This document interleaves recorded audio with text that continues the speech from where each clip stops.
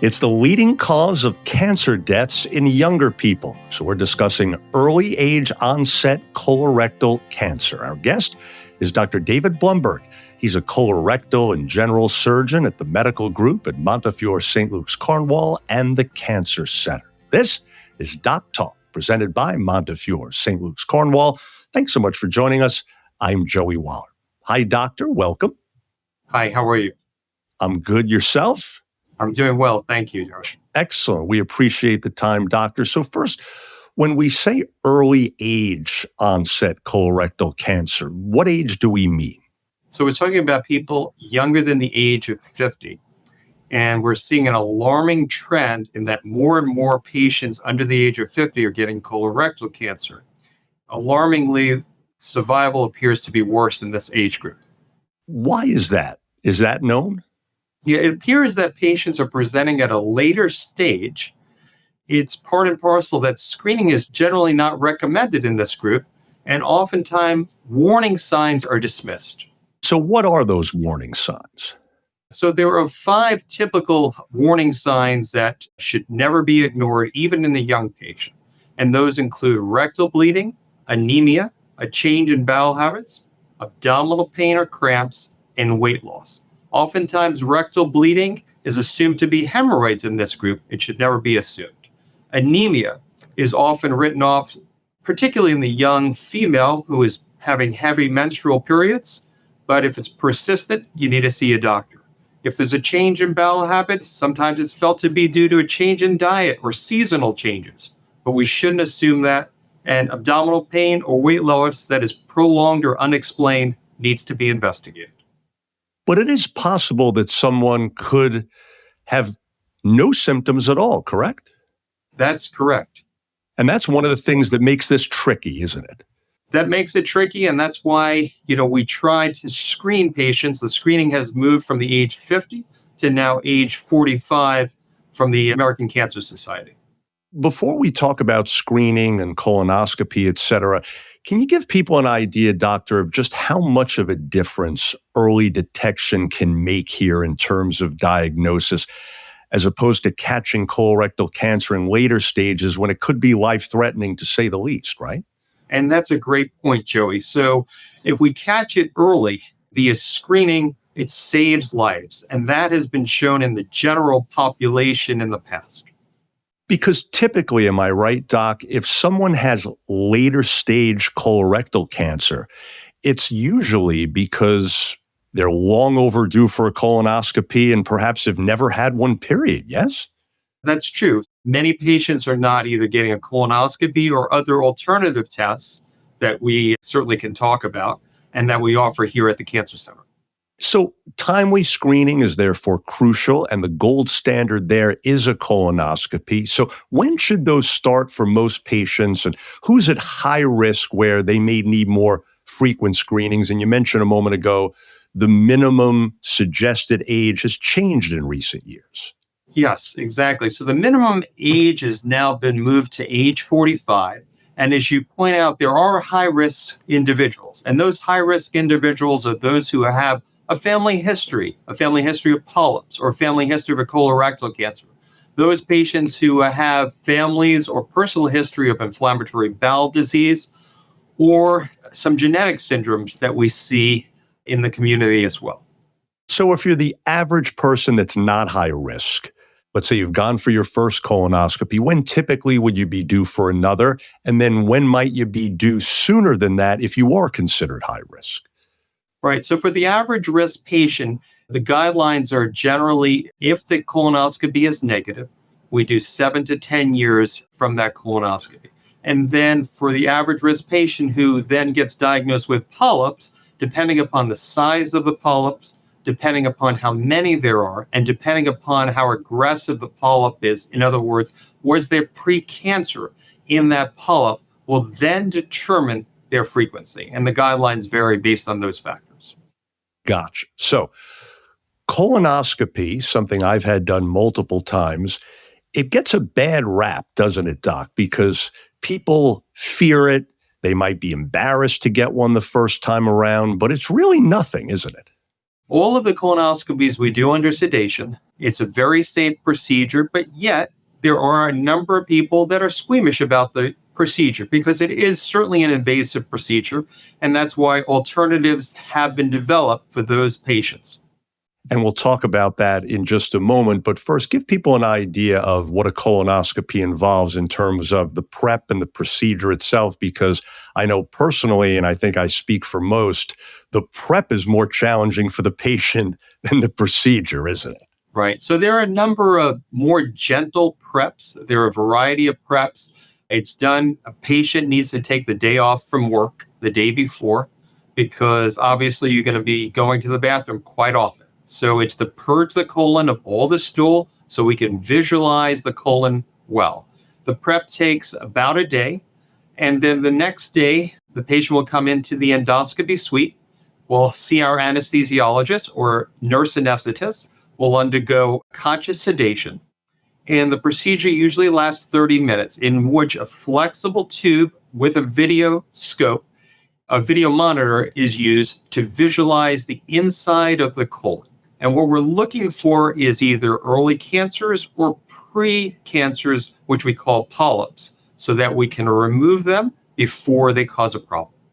And in terms of having the procedure done, once you get to the actual procedure, one moment you're awake, the next moment you're put under, and the moment you know what's going on next, it's all over with, right?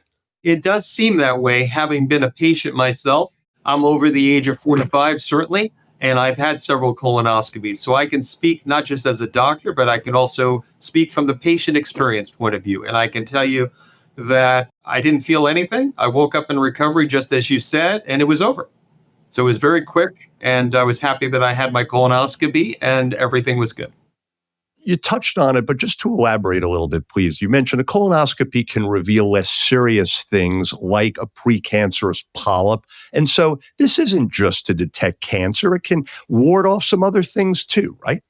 Exactly. And what we do know is by the age of 50, about 1 in 4 people will get polyps.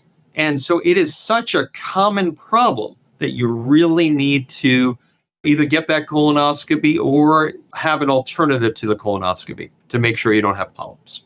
Absolutely. Now, another thing you mentioned a moment ago, there is an alternative screening method to the colonoscopy, but not considered as accurate, right?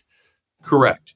So there are a number of tests that we can do, which are either invasive, similar to the colonoscopy, or stool-based tests. And just to give you a quick rundown with the stool-based tests, the stool-based tests are perfect for that person who's gun shy, who doesn't want to have an invasive procedure.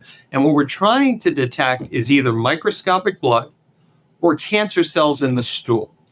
Our early detection program offers these stool-based tests. In addition, barium enema, as well as a virtual colonoscopy, is another alternative to visualize the colon in a less invasive manner. In other words, dye is either placed in and x-rays are taken of the colon to visualize the colon, or dye is placed in and then a CAT scan is done. And once again, not as accurate as a colonoscopy, but a good alternative.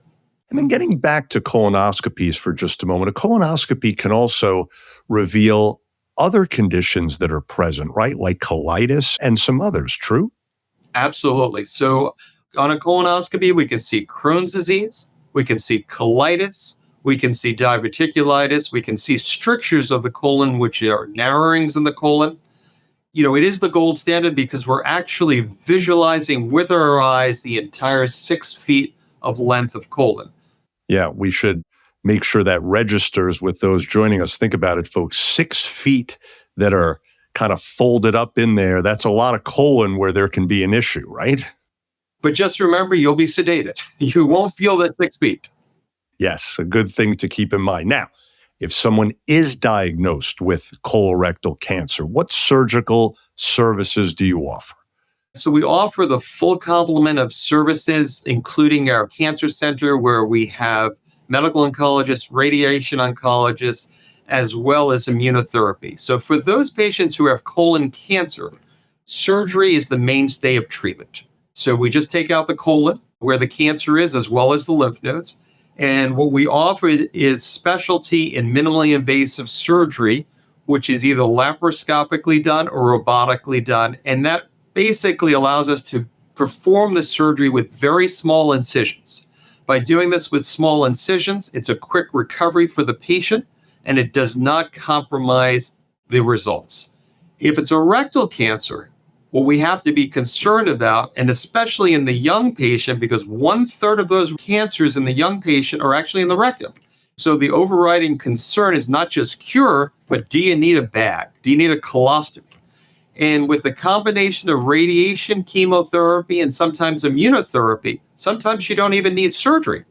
And we offer all those services. And if surgery is needed, we can provide it in a minimally invasive fashion. In addition, we have specialized techniques to try to save the muscles or the sphincter muscles to avoid a colostomy or permanent bag.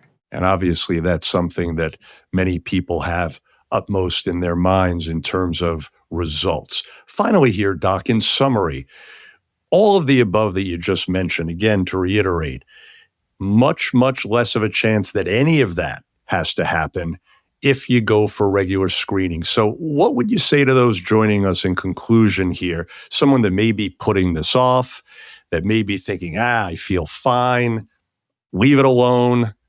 That's the wrong way to go, right?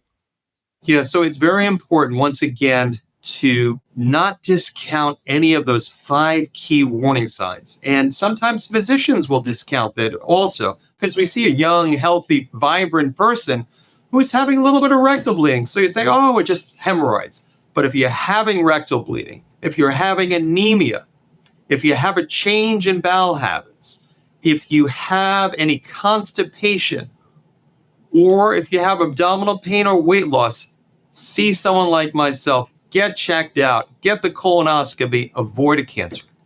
Very, very well said indeed. Well, folks, we trust you're now more familiar with early stage colorectal cancer. Doctor, keep up all your great work. Hopefully those joining us heed your warning, and thanks so much again. Thanks for the opportunity to speak. Absolutely. And to reach Dr. Blumberg for an appointment, please call the medical group at Montefiore St. Luke's Cornwall at 845-458-4847. Now, to learn more about colorectal and other primary and specialty services, please visit slcmedgroup.com. Please remember to subscribe, rate, review this podcast and all the other Montefiore St. Luke's Cornwall podcasts as well. If you found this episode helpful, please do share it on your social media. And thanks so much again for being part of Doc Talk, presented by Montefiore St. Luke's Cornwall.